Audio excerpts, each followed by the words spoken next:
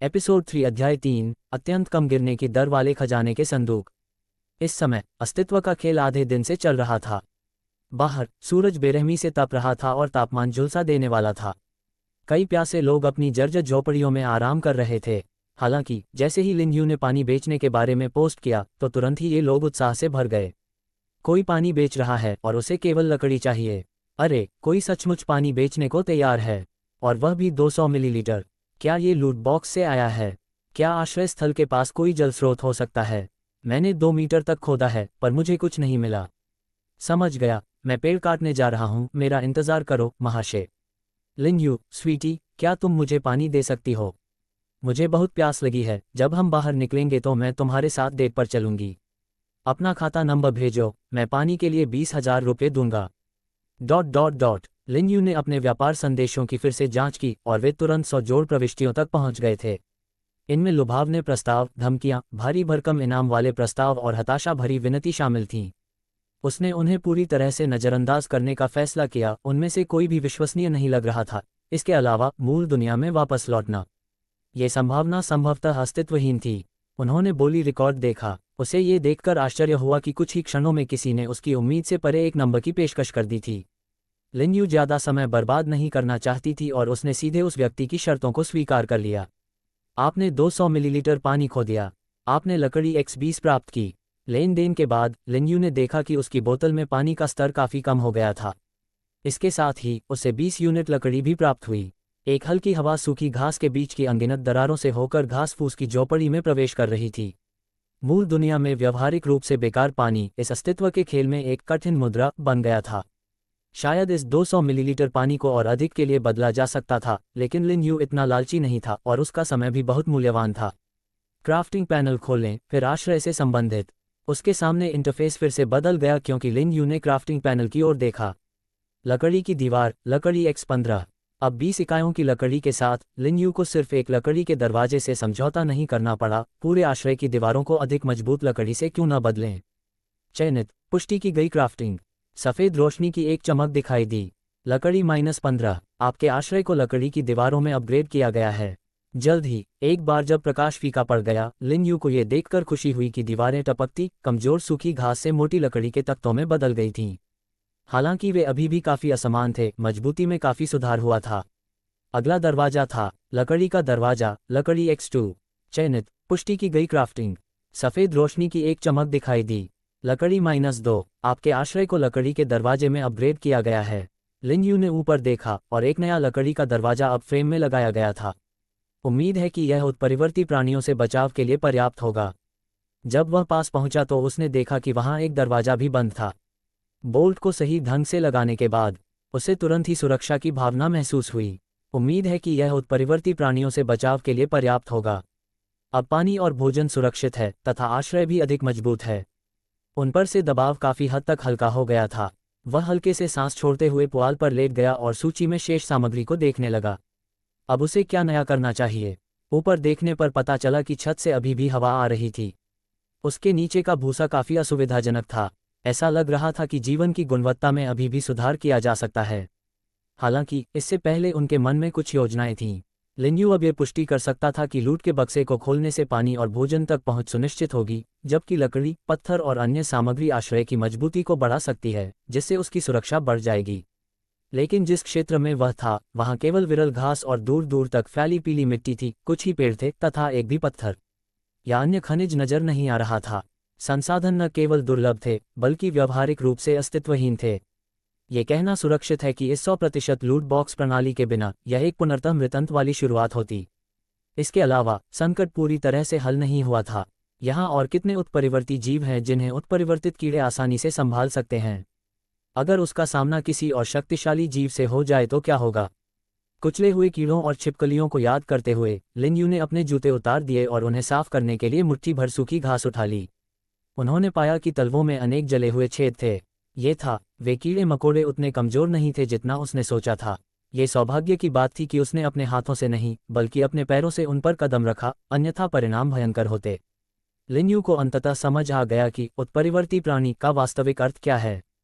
उन्होंने उन लोगों के बारे में सोचा जो समूह में मारे गए, जो शायद इन उत्परिवर्ती प्राणियों को कम आंकने के कारण मारे गए। ऐसा प्रतीत हुआ कि पर्यावरण को सुधारने की बजाय हथियार बनाना अधिक जरूरी था। उन्होंने क्राफ्टिंग पैनल खोला, फिर सर्वाइवल रिलेटेड का चयन किया। वहाँ कई वस्तुएं थीं जिन्हें तैयार किया जा सकता था और लिन यू ने सीधे हथियारों पर ध्यान केंद्रित किया। लकड़ी का फावड़ा, लकड़ी X2, पत्थर का भाला, लकड़ी X3, पत्थर X2, लकड़ी का धनुष, लकड़ी X3, फाइबर X3, गुलेल, लकड़ी X1, चमड़ा X2, लोहे का भाला, लकड़ी X2, लोहे का ब्लॉक X3, मशाल, लकड़ी X1, सूखी घास X3, लकड़ी का बिस्तर, लकड़ी X4। लिन यू ने ब्रेड का एक निवाला लिया और क्राफ्टिंग कॉलम में विभिन्न विकल्पों पर नजर डाली। वहाँ ढेर सारे औजार, हथियार और यहाँ तक कि फर्नीचर भी उपलब्ध थे। लेकिन एक संक्षिप्त नज़र डालने के बाद लिन यू ने उनमें से अधिकांश को खारिज कर दिया। लकड़ी के हथियार और पत्थर के हथियार अब तैयार किए जा सकते थे, लेकिन प्रत्येक की अपनी कमियां थीं। हथियारों के रूप में कुल्हाड़ियों और हथौड़ों की सीमा सीमित थी और भले ही उन्हें फेंका जा सकता था, लिन यू ने इसका अभ्यास नहीं किया था, जिससे सटीकता एक मुद्दा बन गया था। लकड़ी के धनुष में सीमा थी, फिर भी सटीकता के मुद्दे थे और तीर बनाने की आवश्यकता थी। सीमित घातकता के कारण कृषि औजारों पर विचार नहीं किया गया। लिन यू ने आखिरकार भाले और बंदूकों पर ध्यान केंद्रित किया। उन्होंने देखा कि पत्थर के विकल्पों के लिए भाले की कीमत 2 लकड़ी और 2 पत्थर थे, जबकि बंदूक की कीमत 3 लकड़ी और 2 पत्थर थे।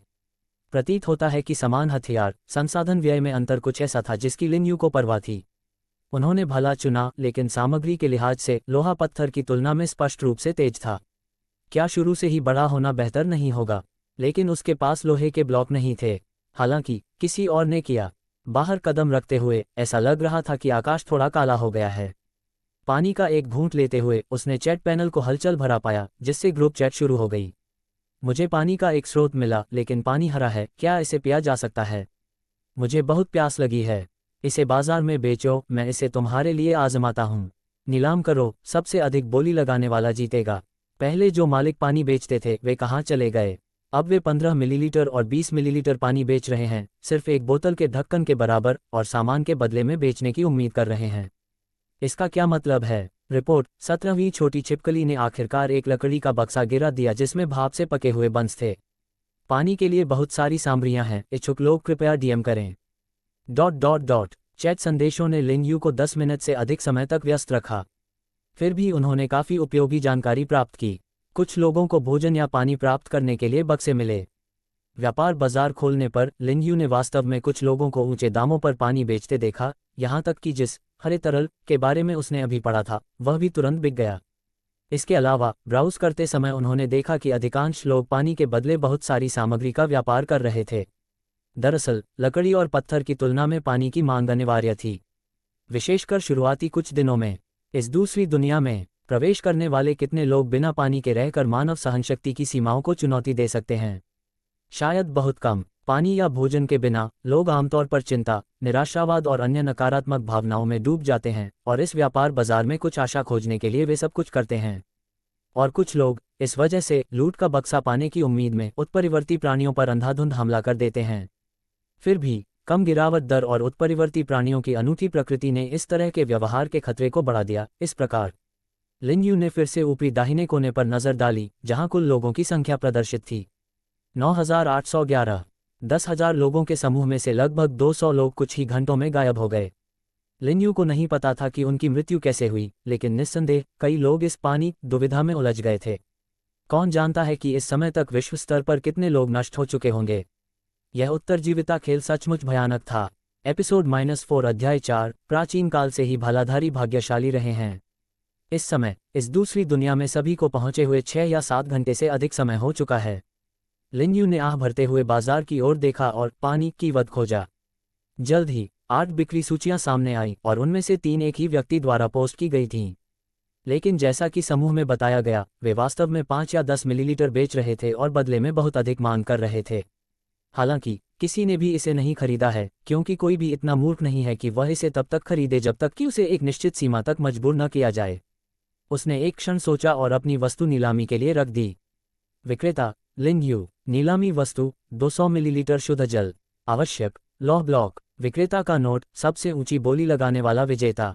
पिछली बार की तरह लिन यू ने यह नहीं बताया कि उसे कितनी राशि की आवश्यकता है। पानी, जो एक कठोर मुद्रा है, की क्रय शक्ति खरीदार की तात्कालिकता और सौदेबाजी की शक्ति पर निर्भर करती है। यदि कोई लापरवाही से अपनी निचली रेखा प्रकट करता है तो भविष्य में बेचने की कोशिश करते समय महत्वपूर्ण पुशबैक होगा। क्या अधिक है, इस तरह की नीलामी मुनाफे को अधिकतम करती है। क्या थोड़ा और व्यापार करना बेहतर नहीं है? जैसे ही लिन की नीलामी ने बाजार में प्रवेश किया, समूह चैट फिर से फट गई। वाह, लिन कौन है? फिर से पानी बेच रहे हैं। बिग बॉस लिन, आपको शुरुआत में इतना पानी मिला, क्या आप जल स्रोत के पास अंडे दिए? अरे, मैं रेगिस्तान में हूँ। इस बार भी सामग्री की आवश्यकता है। क्या वे वास्तव में इतने दुर्लभ हैं?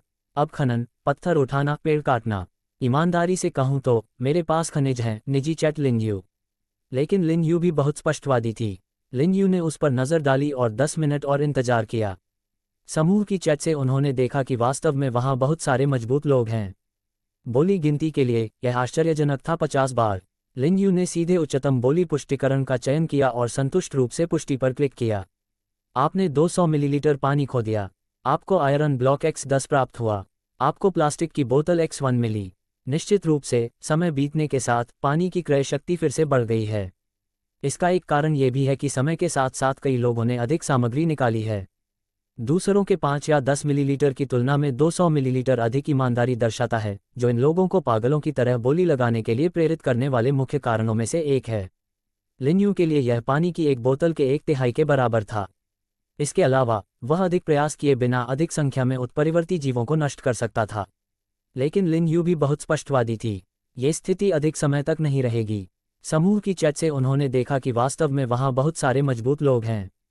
जब वह पहली बार वहां पहुंचे तो कुछ लोग पहले से ही छिपकलियों जैसे छोटे जानवरों का शिकार कर रहे थे। खजाने का संदूक मिलना केवल समय की बात थी, भले ही इसकी संभावना कम थी। इसके अलावा वह क्राफ्टेबल गेम इंटरफेस वाला अकेला नहीं है, बाकी सभी के पास ये सुविधा है। एकत्रित सामग्रियों में वृद्धि के साथ कई लोग क्राफ्टिंग के लिए उनका उपयोग करना शुरू कर देंगे। प्रारंभिक चरण में हर कोई अभी भी इस उत्तरजीविता खेल की खोज कर रहा है और उससे परिचित हो रहा है, लेकिन जैसे जैसे समय बीतता जाएगा अधिक लोग पानी बेचेंगे और इसकी क्रय शक्ति लगातार गिरती रहेगी। लिन का मानना है कि पहले 2 दिनों में विभिन्न संसाधनों का स्टॉक करके वह तीसरे दिन सामने आने वाली किसी भी आपदा के लिए दूसरों की तुलना में बेहतर तरीके से तैयार होगा। इन्वेंट्री में लकड़ी की गिनती 3 है और आयरन ब्लॉक 10 है। लिन ने समूह चैट बंद कर दी और क्राफ्टिंग पेज पर चले गए। उसने सीधे लोहे के भाले का चयन किया और जल्द ही प्रकाश की एक झिलमिलाहट चमक उठी। आपको आयरन स्पीयर सामान्य मिला। लकड़ी -2, लोहा ब्लॉक -3। लिन के हाथ में एक भाला दिखाई दिया। भाला तेज और नुकीला था, जिसमें लगभग 2 मीटर लंबा थोड़ा भारी शाफ्ट था। लिन बाहर गए और इसे महसूस करने के लिए थोड़ा अभ्यास किया। वार करो, धक्का दो, छेद करो, घुमाओ, झाड़ो। उन्होंने याद किया कि वह अनाथालय में एक बड़े बच्चे के पीछे पीछे जाते थे और लंबी लाठियों से लड़ने का अभ्यास करते थे। हालांकि अब यह हास्यास्पद लगता है, लेकिन इससे उन्हें कुछ हद तक इस नए हथियार भाले का आदी होने में मदद मिली। हालांकि लिन ने भी कुछ खोज की। लौह भाला तैयार करने के बाद उस पर सामान्य का लेबल लगा था। क्या इसका मतलब यह है कि इन चीज़ों के अलग अलग स्तर हैं? क्या बढ़ती दक्षता के साथ ज़्यादा चीज़ें बनाने से उच्च स्तरीय वस्तुएं बनेंगी, या ये पुनर्तः यादृच्छिक है? लिन के पास इससे अधिक कोई जानकारी नहीं थी और वह अभी केवल अनुमान ही लगा सकती थी। कुछ देर इधर उधर खोजने के बाद अंततः उसे एक बड़ा बैंगनी काला टिड्डा मिला। उत्परिवर्ती जीवों की संख्या उतनी अधिक नहीं थी जितनी कल्पना की गई थी। ये टिड्डा पृथ्वी पर पाए जाने वाले टिड्डे से कई गुना बड़ा था और ऐसा लग रहा था कि इसके शरीर में संक्षारक द्रव्य भरा हुआ है। उसकी कूद अच्छी थी, उसकी चलने की गति से ज़्यादा धीमी नहीं थी। इससे पहले उन्होंने इतनी बारीकी से निरीक्षण नहीं किया था, लेकिन अब यह सचमुच थोड़ा खतरनाक लग रहा था। अब उस चीज़ ने पहले ही लिन को देख लिया है और सीधे ऊंची छलांग लगा दी है, पंख फड़फड़ाते हुए सीधे उसकी ओर उड़ रही है। लिन ने इसे हवा में ही नीचे गिराने का विकल्प नहीं चुना, बल्कि इसकी उड़ान की दिशा देखी, किनारे हट गई और जैसे ही यह नीचे उतरा तेज भाले से इसे 2 टुकड़ों में विभाजित कर दिया। इस बार लिन पिछली लापरवाही की तुलना में बहुत अधिक सतर्क थी। हालांकि कीड़ा वही रहा, लेकिन लिन की मानसिकता बदल गई थी। पहले कुछ बार तो वह भाग्यशाली था कि उसे कीड़े के शरीर के तरल पदार्थ से जलन नहीं हुई, लेकिन अब यह जानने का मतलब यह नहीं था कि वह लापरवाही से वैसा ही व्यवहार कर सकता है। जीवन अनमोल है और इस कीड़े से मरना बहुत बड़ी बर्बादी होगी। आपको एक लकड़ी का खजाना मिला। जैसे ही खजाने का संदूक प्रकट हुआ, सिस्टम अधिसूचना बज उठी। लिन को जरा भी आश्चर्य नहीं हुआ। लकड़ी के खजाने चेस्ट में केवल पानी या भोजन होता था, संभवतः उच्च स्तरीय चेस्ट में बेहतर वस्तुएं। लेकिन उनके आश्रय के आसपास ये उत्परिवर्ती जीव बहुत दुर्लभ थे। बड़े उत्परिवर्ती प्राणियों को चुनौती देना उनकी वर्तमान क्षमताओं से परे था। उसके पास 100% ट्रेजर चेस्ट ड्रॉप रेट का धोखा था, जो दूसरों के पास नहीं था। इस बेहद कम संभावना में अन्य लोग जिन्होंने आसपास के छोटे उत्परिवर्ती प्राणियों को मार डाला लेकिन कोई भी संदूक नहीं प्राप्त कर सके, उन्हें बड़े लोगों पर हमला करना पड़ा। ये खेल लोगों को अनुकूलन करने, मजबूत होने के लिए मजबूर करता है। इसे सीधे इन्वेंट्री में डालकर उन्होंने शिकार जारी रखने का फैसला किया। संसाधन के मुद्दे को अलग रखते हुए हथियारों से परिचित होना बुरा नहीं हो सकता। हालांकि लिन यू ने फिर से आसपास के क्षेत्र का चक्कर लगाया और फिर भी उसे एक भी उत्परिवर्ती प्राणी नहीं मिला। उसके मन में सवाल और भी घूमने लगे। क्या ऐसा हो सकता है कि यहाँ विभिन्न संसाधनों की कमी में उत्परिवर्ती जीव शामिल हैं? यदि ऐसा है तो 100% खजाने की कमी से भी कोई फर्क नहीं पड़ेगा। लिन यू ने खजाना संदूक रख दिया और अपेक्षाकृत ऊंची छोटी पहाड़ी की ओर चल दिया। सैकड़ों मीटर दूर पीली मिट्टी और बंजर घास से बनी दुनिया में उसने वास्तव में जंगली घास में कुछ टिमटिमाते काले बिंदु देखे। यदि ये दूर से दिखाई दे रहा है तो वे कीड़े से बहुत बड़े होने चाहिए। उसने अनुमान लगाया कि वे कम से कम कुत्तों या भीड़ों जितने बड़े थे।